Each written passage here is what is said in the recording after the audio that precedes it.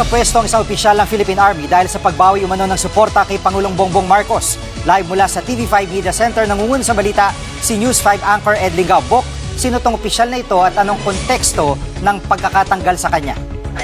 Well, Jiggy, ang tinanggal sa pwesto ay si Colonel Odi Mongao. Siya po ay commander ng Training Support Group at commander din ng Training Development Center. Ang nagtanggal sa kanya ay si Major General Mike Lohico, ang pinaka-commander mismo ng AFP Training Center. Ang dahilan, dahil daw sa ilang mga social or at least one social media post ni Mongao kung saan sinabi niya that he's withdrawing his personal support for President Marcos and also that the President has lost the moral ascendancy as the Commander-in-Chief. Now, I have to stress lamang na we have not seen the actual post yet. I've checked the social media postings of Colonel Mongao. He has at least 2 social media accounts pero hindi natin mahanap. So we don't know kung binaba na o tinanggal na yung mga post na yun. Pero apparently sufficient na yun para sa training command at ng AFP na tanggalin sa pwesto si Mongao. At least for the moment, habang siya iniimbestigahan for possible charges. Kasi medyo sensitibo kahit paano itong posisyon ni Mongao dahil itong training command kung saan siya yung commander ng training support group at ng Training Development Center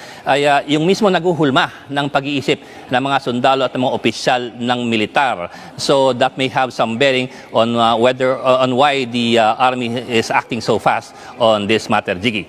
At Bok, anong magiging posibleng parusa kay Colonel Mongao? Well, Jiggy, sa ordinaryong tao siguro walang parusa yan, pero iba kasi ang mga patakaran pagdating sa mga sundalo at opisyal ng militar. They're governed by the Articles of War, in particular yung Commonwealth Act number 408. Let me specify to you yung mismong Article 63 of the Articles of War. Ang nakalagay po dyan ay yung disrespect for the President, the Vice President, and the National Assembly. Kasi this was passed in 1938 pa, may National Assembly pa noon. So any contemptuous or disrespectful words uttered against the President, the Vice President, and the National Assembly ay maaring parusahan. As well, Article 64 ng Articles of War, disrespect towards a superior officer. Maaring nitong mangyari ay possible dismissal from the service and whatever punishment a court-martial may decide in this particular case. So, yun ang mga posibilidad na pwede mangyari kay Colonel Mongao. Yung implication nito, Bok, sa AFP, anong nakikita mong maring epekto nito? Well, it's not the first time that this has happened. Of course, you do remember Oakwood Mutiny of 2003, kung saan si Trillanes mismo and members of the Marine Force Recon, the Special Warfare Action Group, the Philippine Navy, the Philippine Air Force, nagsama-sama sila doon sa Oakwood at nagtawag ng pagbibitiw ni Gloria Arroyo dahil sa umunay korupsyon sa military spending. So that was one case kung saan, well, hindi lang yun disrespect, that was actual mutiny, but also under the Articles of War.